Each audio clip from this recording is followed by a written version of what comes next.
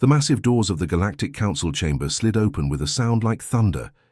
Inside, the circular hall stretched for nearly a kilometer, its silver walls reflecting the bioluminescent patterns of dozens of alien species.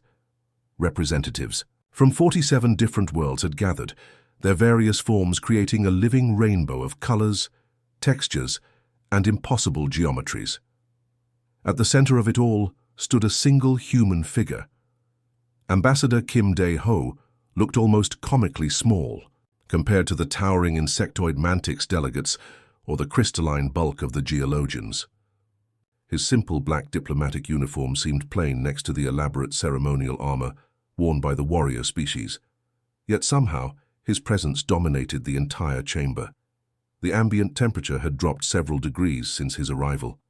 Not from any environmental control, but from the collective unease of creatures who had witnessed what humans could do when they set their minds to warfare. Councillor Veltar of the Aquatic Federation rose from his specialized water tank, his 8 tentacles creating ripples of distress across the surface. His translator crackled to life, converting his bioelectric pulses into standard galactic speech. "Ambassador Dae-ho," Veltar began, his voice carrying the weight of desperation that had driven this emergency session. "The Council has reviewed the after-action reports from the Kepler conflict. What we found was disturbing." Dae-ho's expression remained perfectly neutral.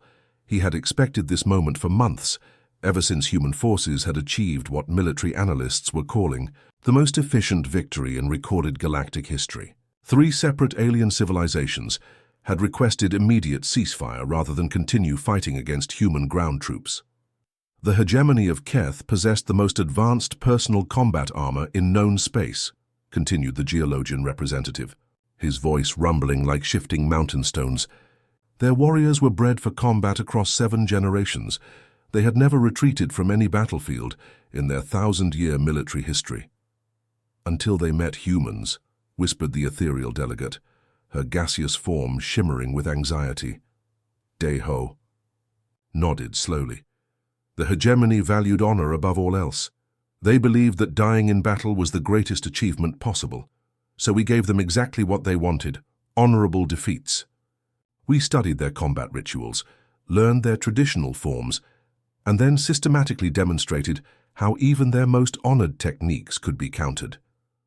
A ripple of unease passed through the assembled delegates. The serpentine ambassador's scales shifted from green to a warning red. "You didn't just defeat them, you crushed their entire cultural identity. We showed them that honor without wisdom is just decorated suicide," Dae-ho replied calmly. After the 3rd engagement, their high commander requested single combat with our commanding officer. When Lieutenant Park Min-ho defeated him using the commander's own ancestral fighting style, but better, the entire hegemony army laid down their weapons. The insectoid hive queen clicked her mandibles in distress. And the collective of minds? They were a unified consciousness, perfect coordination between millions of individuals. How do you defeat something that thinks as one? Dae-ho's expression didn't change, but several council members noticed the slight upturn at the corner of his mouth. The collective prized unity above individual thought. They believed that conformity created strength, so we introduced them to chaos theory. "Explain," demanded the crystalline geologian, his form pulsing with contained anxiety. "We captured 12 of their communication nodes during the first battle. Instead of destroying them, we fed carefully crafted false information back into their network. Not lies, just incomplete truths, partial orders, conflicting priorities, reports that were technically accurate but missing crucial context." The chamber fell silent except for the soft bubbling of Veltar's water tank and the gentle hum of various life support systems. Within 6 hours, their perfect unity had become perfect confusion. Different sectors of their fleet were following different versions of the same orders. They began fighting each other, convinced that some units had been compromised by enemy infiltration. We never fired another shot after that first engagement. They defeated themselves. The serpentine delegate's voice carried a hiss of pure terror. "You turned our own nature against us." Dae-ho finally allowed himself a small smile. "We studied you, all of you. Is knowledge now a crime in this galaxy?" The silence stretched for long minutes. Finally, Veltar activated his speaking apparatus. Again. The third civilization, the ethereal communion. They were pacifists. They had no military tradition, no warrior culture. They only entered the conflict to protect civilian populations. What could you possibly have done to them? For the first time, Daeho's expression softened slightly. We protected them. Our forces engaged their attackers and escorted their civilians to safety. Then we sat down with their leaders and explained exactly how we had defeated the other two civilizations. We showed them detailed tactical analyses, psychological profiles, and strategic projections. I don't understand, whispered the ethereal delegate. We demonstrated that we understood their nature too, their infinite capacity for empathy, their inability to cause suffering, their deep connection to all living things. Then we explained that we were perfectly willing to weaponize those traits if they ever threatened innocent lives again. The delegates recoiled as if physically struck. The concept of turning compassion itself into a weapon was beyond most of their comprehension. The vote, when it came, was swift and unanimous. Humans were permanently banned from participating in any galactic military conflicts. As Daeho accepted the decision with that same unsettling smile, several council members couldn't shake the feeling that they had just made the worst mistake in galactic history. The ice-covered surface of Europa stretched endlessly under Jupiter's massive shadow, its frozen plains hiding one of humanity's most important secrets. Deep beneath the moon's crystalline shell, in a facility that officially didn't exist, Commander Kang Min-Soo watched the galaxy burn. 50 years had passed since the Galactic Council's prohibition. Half a century of peace had made the alien civilizations soft, comfortable, and completely unprepared for what was coming through the void between stars. The first warning had been subtle. A research station in the outer rim simply stopped responding. Then another. Within weeks, entire star systems were going dark, their light snuffed out as if someone was blowing out candles across the cosmos. Sir, we're receiving another emergency. Broadcast! Lieutenant Park So-jin called from her station, her fingers dancing across holographic displays that showed real-time galactic communications. The young officer had been born after the prohibition, raised in a galaxy that believed humans were too dangerous to participate in warfare. Now she was witnessing exactly why that belief had been both right and terribly wrong. Min-Soo moved to stand behind her workstation, his weathered face illuminated by the blue glow of incoming data streams. At 63, he was old enough to remember the Kepler conflict, old enough to understand what the alien species had never grasped about human warfare. What's the source? He asked, though he already suspected the answer. Thexian Empire, sir, core worlds. So-jin's voice remained steady, but Min-Soo could see her hands trembling slightly as the casualty reports scrolled across her screen. They're requesting immediate assistance from any available military forces. The Thexians had been proud warriors once, their crystalline armor and energy weapons feared throughout the galaxy. Their empire had stood for 3,000 years, weathering countless conflicts and emerging stronger each time. They had been among the loudest voices calling for human prohibition after the Kepler conflict. Now they were screaming for help. Min-Soo studied the tactical displays with the cold efficiency that had made human soldiers legendary. The enemy's approach was brutally simple. Massive ships, each the size of a small moon, would drop out of hyperspace at the edge of a system. These weren't conventional warships, they were planet crackers, designed for one purpose only. Show me their attack pattern, he ordered. The holographic display shifted, revealing the enemy's methodology in stark detail. The planet crackers would position themselves around inhabited worlds and fire synchronized gravitational pulses. The targeted planet's core would destabilize, tearing the world apart from within. Entire civilizations died in hours, their final moments broadcast across emergency channels as their worlds literally cracked like eggs. Amateur hour, Min-Soo muttered, his professional assessment cutting through the horror of what they were witnessing. They're fighting the Syndicate like a conventional enemy. So-jin looked up from her displays, confusion evident in her dark eyes. Sir, I don't understand. The Thexian Navy has over 50,000 ships. Their plasma cannons can melt through battle station armor like butter. And they're using those ships to attack the planet crackers directly, Minsu replied, highlighting the tactical feeds from the battle zone. Look at their formation, standard engagement protocols. They're treating this like a normal fleet action. The Thexian ships were indeed following their traditional battle doctrine. Tight formations, concentrated firepower, direct assault on the largest enemy vessels. It was exactly what their military academies had taught for centuries, and exactly the wrong approach for this enemy. The planet crackers weren't designed for ship-to-ship combat. They were slow, lumbering, and relatively lightly armed, but they didn't need to fight the Thexian fleet directly. They just needed to survive long, enough to complete their primary mission, destroying the worlds the Thexians were trying to protect. The Syndicate isn't trying to win a military victory, Minsu explained, as they watched the Thexian fleet pour devastating firepower into the enemy vessels. They're committing genocide. Every minute the Thexians spend attacking those ships is another minute closer to their homeworld cracking apart. The tactical display updated with grim efficiency. The Thexian Empire had fallen in 72 hours. 3 billion souls snuffed out, their crystalline cities reduced to glittering, dust floating in space where their planet had once been. Sir, Sojin's voice carried a note of desperate hope, the Zephyrian Federation is mobilizing their grand fleet. 1 million ships, including their fortress-class dreadnoughts. Surely they can stop this. Minsu's expression didn't change, but Sojin caught the slight shake of his head. It won't matter. They still don't understand what they're facing. The Zephyrian Federation represented the pinnacle of conventional galactic military power. Their ships were technological marvels, their crews trained to perfection, their strategic doctrine refined over millennia of successful campaigns.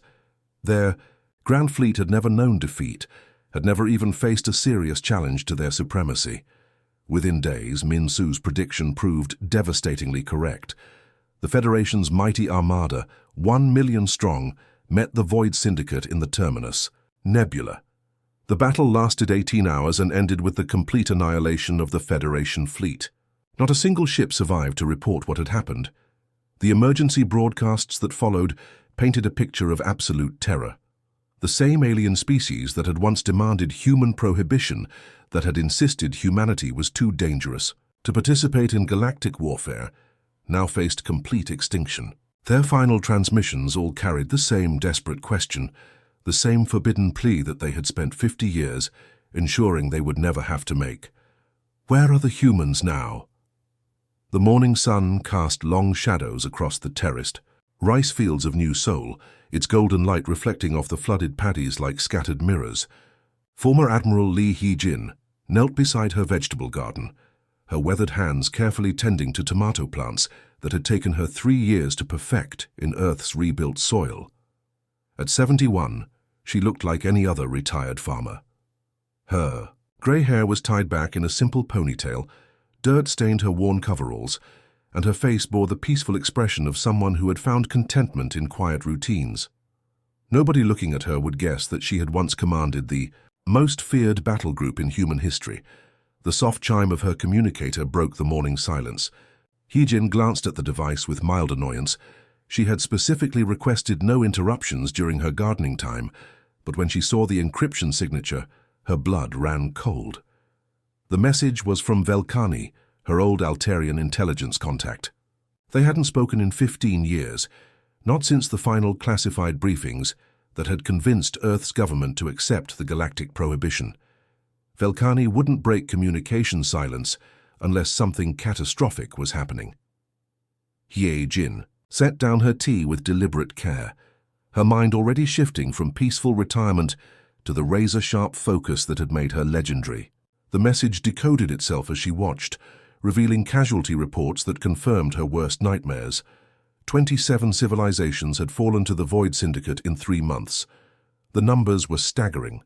Hundreds of billions of lives snuffed out, entire species driven to extinction, worlds reduced to cosmic debris. The galaxy was dying, and the surviving races were too terrified or too proud to ask for the one thing that might save them: human intervention. Against direct orders from Earth's government, against 50 years of carefully maintained isolation, Hyjin activated communication networks that had been dormant since the Prohibition.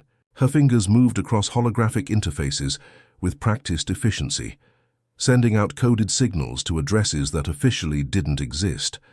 The responses came flooding in within hours, confirming what she had suspected all along. Humanity had never really retired from the business of war. They had simply gotten much better at hiding their preparations. Dr. Cho Jun-ho responded first from his xenopsychology laboratory, hidden beneath the Antarctic ice sheets. His research facility was supposed to be studying deep-sea organisms, but Hyejin knew better. Jun-ho had spent the last 50 years creating detailed psychological profiles of every known alien species, mapping their behavioral patterns, cultural weaknesses, and decision-making processes. "Admiral!" His voice crackled through the encrypted channel. "I've been monitoring syndicate communications for the past year. They're not like anything we've encountered before, but they have one critical flaw." Hyejin leaned forward as Junho's data streams painted a picture of the enemy's true nature. The Void Syndicate operated as a collective consciousness, billions of individual minds linked into a single decision-making network. Their coordination was perfect, their tactical responses instantaneous, and their strategic planning beyond anything conventional military thinking could counter. "But that's also their weakness," Junho continued, his excitement evident even through the distorted transmission. "Break the hive mind's confidence in its own invincibility, introduce enough chaos into their perfect system, and the entire network destabilizes. They've never experienced doubt, Admiral. They don't know how to handle uncertainty." Engineer Yoon Nara's voice joined the conversation from her hidden workshop on Titan. For decades, she had been officially developing mining equipment for the outer colonies. In reality, she had been reverse engineering every piece of alien technology that human agents could acquire, creating detailed technical specifications for weapons and defenses that the galaxy had never seen. "I've analyzed the planet cracker designs from the intercepted battlefield recordings," Nara reported, her words crisp and professional. "Impressive technology, but they have a fatal vulnerability. During the gravitational pulse charging sequence, they have to drop their defensive shields for exactly 47 seconds. That's when their power cores are completely exposed." More voices joined the network as Hyejin's old command structure came back to life. Captain Kim Tae-won reported, in from his merchant vessel that had been secretly monitoring syndicate fleet movements. Lieutenant Colonel Park Dong-hyun confirmed that his agricultural research station had actually been developing new forms of psychological warfare. Commander Lim Soo-bin revealed that her medical facility had been creating biological countermeasures against dozens of potential alien threats. Each report painted the same picture.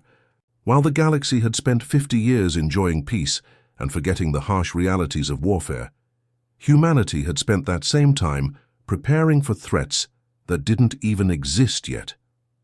The Prohibition hadn't ended human military development. It had simply made it invisible. Hyejin smiled grimly as the full scope of humanity's hidden preparations became clear. They had anticipated this exact scenario decades ago. The sudden appearance of an unstoppable alien force, conventional military responses proving useless, galactic civilization facing extinction while pride prevented them from asking for help. "The timing is perfect," she murmured to herself, studying, the tactical projections flowing across her displays. The Syndicate has grown overconfident from their easy victories. The surviving alien races are desperate enough to accept any solution. And we've had 50 years to prepare for an enemy we knew would eventually come. She opened a priority channel to every member of her reactivated network, her voice carrying the authority that had once commanded fleets across a dozen star systems. "Gentlemen, ladies," she broadcast, feeling the familiar thrill of command flowing through her veins. "It's time to remind the galaxy why they banned us in the first place.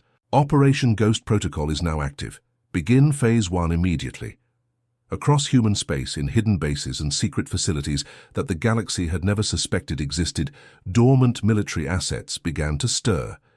Ships that had been disguised as civilian transports revealed their true nature. Research stations dropped their peaceful facades and activated weapon systems that defied conventional understanding. Soldiers who had spent decades playing the role of farmers, miners, and merchants remembered their true purpose. The galaxy was about to learn that banning humans from warfare hadn't made them peaceful. It had simply made them invisible. And now, as civilizations crumbled and hope faded, humanity's long patience was about to pay off in ways that would reshape the balance of power forever. The war was about to begin again, but this time the humans would fight on their own terms. The void of space around Altair Prime crackled with the energy of a dying world. Massive planet cracker ships, each the size of a small moon, had positioned themselves in perfect formation around the blue-green planet below. Their gravitational pulse generators hummed with deadly purpose, preparing to tear the world apart. From its core, 12 billion Altarian civilians huddled in underground shelters, their crystalline cities already cracking under the preliminary energy waves. Their defense fleet had been swept aside in the first hour of battle, their proud ships reduced to glittering debris that caught the light of their dying sun. Then reality seemed to fold in on itself. The human frigate, Silent Vengeance, materialized, directly in the center of the Syndicate formation, like a ghost stepping out of a nightmare. The ship was smaller than even the Syndicate's escort vessels, its black hull seeming to absorb light rather than reflect it. To the massive alien fleet, it looked like a minnow swimming among whales. Captain Bei Te Yang stood on the bridge of his ship, his dark eyes studying the enemy formation with the patience of a born predator. At 45, he had spent his entire adult life preparing for this moment, training in secret facilities that the galaxy believed were civilian research stations. "Sir, we're being scanned," reported Navigation Officer Song Min Ho, his voice steady despite the impossible odds they faced. 47 planet crackers, 300 escort vessels, and approximately 2 million Syndicate drones. Te Yang nodded calmly. "Conventional analysis would suggest we're severely outgunned." "Sir, they're attempting to establish a hive link with us," called Weapons Officer Han Ji-woo from her station. The young woman's fingers danced across holographic displays that showed the enemy's collective consciousness trying to penetrate their ship's systems. "They want to assimilate our tactical data." A cold smile crossed Te Yang's face. "Let them." Corporal Lim, deploy the cognitive virus. Corporal Lim Su-young, seated at what appeared to be a standard communications console, activated systems that had been 50 years in development. Her station was actually a psychological warfare platform, designed specifically to exploit the weakness that Dr. Cho Jun-ho had identified in collective consciousness species. "Virus deployed, sir," Lim reported. "They're downloading our tactical database now." What the Syndicate received wasn't military data. Instead, their hive mind was infected with something their species had never encountered: individual thoughts, personal fears, private doubts. The cognitive virus carried the essence of human psychological complexity, injecting concepts of self-doubt and personal mortality into minds that had never experienced such things. What followed wasn't a conventional battle. It was a systematic dissection of an enemy's entire worldview. The Silent Vengeance launched its first salvo, not at the planet crackers, but at their own escort vessels. The human ship's weapons were unlike anything the galaxy had seen before. Not energy beams or kinetic projectiles, but psychological warfare made manifest. Each shot carried encoded transmission bursts designed to overwhelm Syndicate communication networks with conflicting information. "Direct hit on their command vessel," reported Jiwoo, though her weapons hadn't caused any physical damage. "Their coordination matrix is fragmenting." The Syndicate fleet, which had moved as one perfect organism just minutes before, began to stutter in its responses. Individual ships started making tactical decisions independent of the hive mind, something that had never happened in their species' million-year history.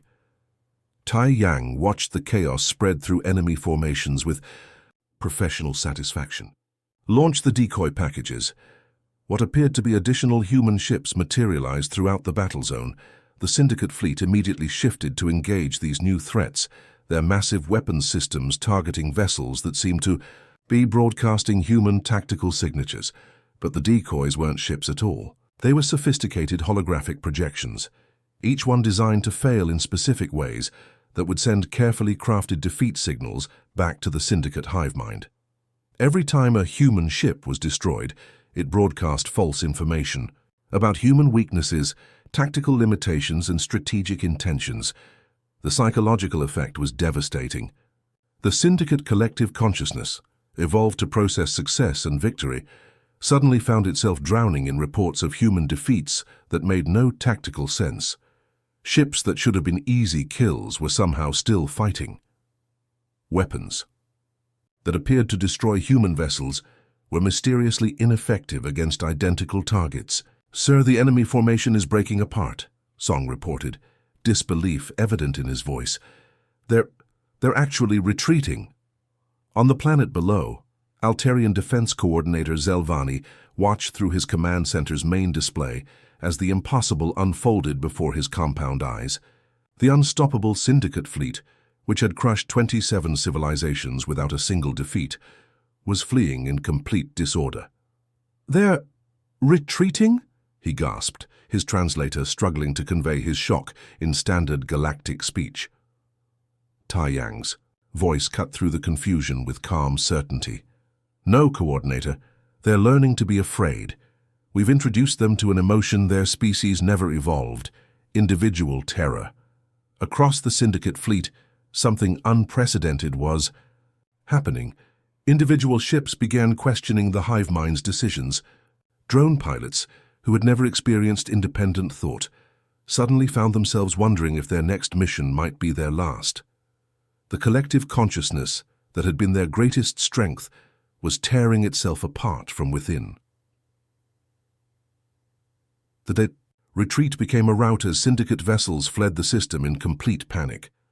For the first time in their million-year existence, they had encountered something they couldn't understand, couldn't predict, and couldn't defeat through conventional means. News of the defeat spread across Syndicate space like wildfire. The species that had never known defeat, that had conquered galaxies through sheer unstoppable force, had been broken by a single human ship and a handful of psychological tricks. But more importantly, the message was clear to every surviving civilization in the galaxy. The humans had returned to war, and they were fighting with weapons that made their previous reputation seem gentle by comparison. The galaxy was about to remember why they had banned humanity from warfare in the first place. And this time, there would be no prohibition to protect them from the consequences. The silver halls of the Galactic Council had never felt so cold. Representatives from the surviving 43 species sat in their designated chambers, their various forms hunched with exhaustion and shock. The emergency session had been called to address what military analysts were calling the most impossible victory in recorded galactic history. The massive holographic displays showed the final battle, statistics in stark detail. 17 human ships had faced the entire Void Syndicate invasion force, over 50,000 vessels, including 47 planet crackers. The engagement had lasted less than 6 hours.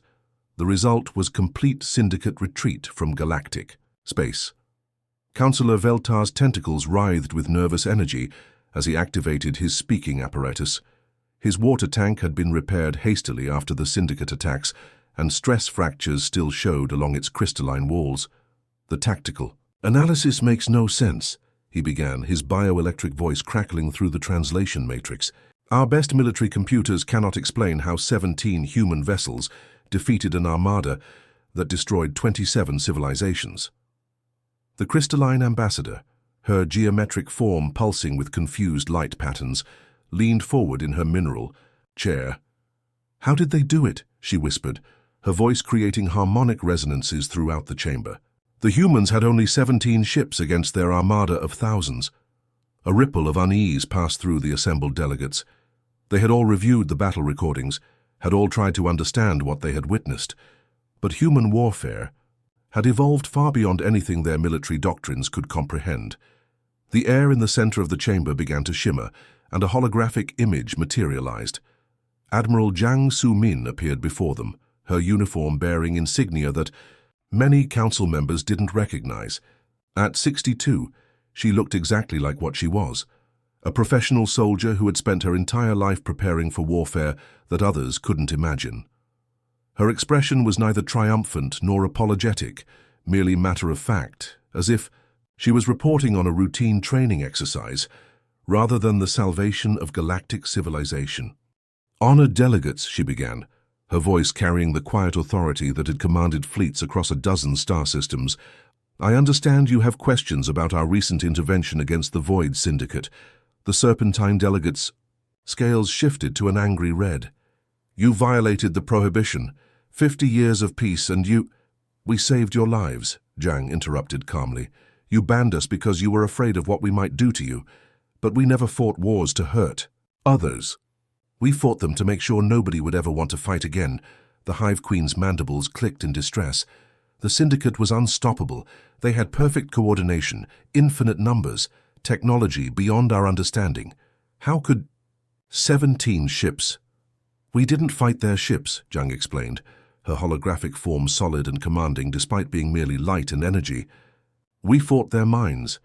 The Syndicate's greatest strength, their collective consciousness, became their greatest weakness when we introduced concepts they had never experienced." The chamber fell silent as delegates struggled to understand. The geologian representative, his stone-like form grinding with confusion, finally spoke. "Explain." Zhang's expression softened slightly like a teacher addressing confused students. The Syndicate had never encountered individual doubt, personal fear, or independent thought. When we infected their hive mind with human psychological patterns, their entire decision-making network collapsed. They didn't retreat because we destroyed their ships. They retreated because we taught them to be afraid. Councillor Veltar's tentacles coiled tightly around his speaking apparatus. "The Syndicate, where are they now?" "We'll spend the next century afraid of shadows," Zhang interrupted, her voice carrying absolute certainty. "Every time they consider expansion, they'll remember what happened here. We didn't just defeat them, we taught them that some victories aren't worth the cost." The truth began to settle over the assembled delegates like a heavy shroud. The human prohibition hadn't been about protecting the galaxy from humanity's violence.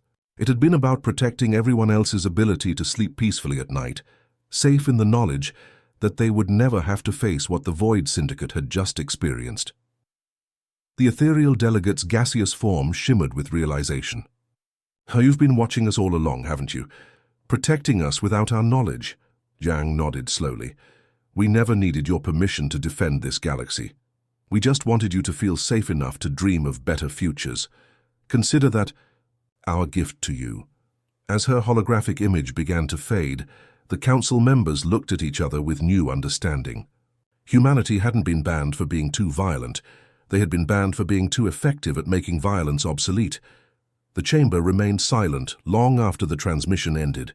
Outside, the stars shone with renewed brightness, no longer threatened by the darkness that had consumed so many worlds. But the delegates knew that somewhere in that starfield, human ships were already returning to bases that officially didn't exist. Their crews analyzing new threats that hadn't even emerged yet. In the depths of space, Captain Bei Taiyang guided the Silent Vengeance toward coordinates that appeared on no galactic charts. Behind him, 16 other human vessels followed in perfect formation, their black hulls invisible against the cosmic void. "Sir," reported Weapons Officer Han Jiwu, "we're receiving new intelligence reports, potential threats from the Andromeda sector." Taiyang smiled grimly. "Then we'd better get ready. The galaxy thinks it's safe now, but we know better. There's always another threat, always another enemy that thinks it can prey on peaceful civilizations." As the human fleet disappeared into the darkness between stars, the galaxy settled into another period of peace. The surviving civilizations would rebuild, would grow strong again, would forget the terror they had felt when facing extinction.